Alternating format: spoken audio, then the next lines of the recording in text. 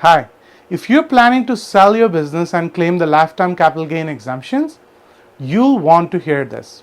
A new Tax Code of Canada decision just made it harder for business owners to qualify if their company holds too much cash or investments.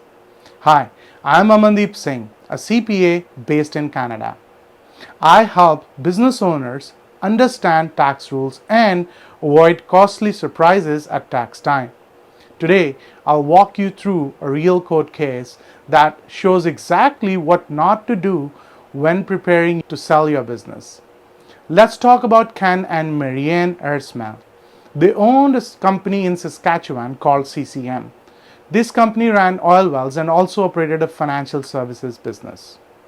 In 2014, they sold their company shares and claimed the lifetime capital gain exemption.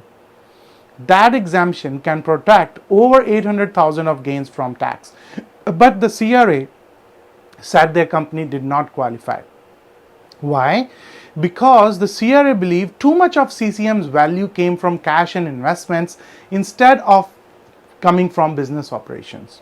To qualify for the exemptions, a company need more than 50% of its asset to be used in active business income for the 2 years leading up to the sale. In this case, CRA already accepted that 1.37 million of CCM's assets were active. But to qualify, the owners needed to show another 710,000 of the cash and investments were also used in business. The Ehresman said that the money was important because it could cover future cleanup costs, what's called decommissioning of their oil wells. Well, they said the cost could be as high as $750,000 or even $1 million. But here's the problem.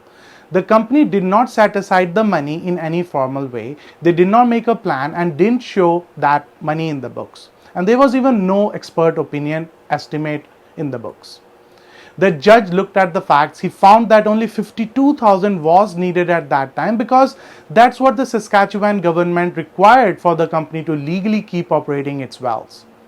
So the rest of the cash and investments were considered passive. Since the company did not meet the 50% task, the lifetime capital gain exemption was unfortunately denied and the appeal was dismissed. Here's the takeaway for business owners. If you are keeping large cash balances or investments in your company, they should support real business needs.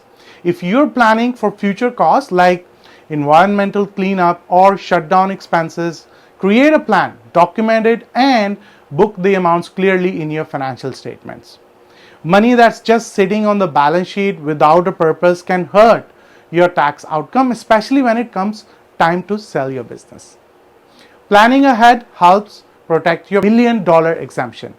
Strong records, forward thinking, and clear documentation goes a long way. If you found this video helpful, tap the like button, subscribe for more Canadian tax tips, and leave a comment below. What questions do you have about planning a business sale? Thanks for watching, and I'll see you in my next video. Take care. Bye.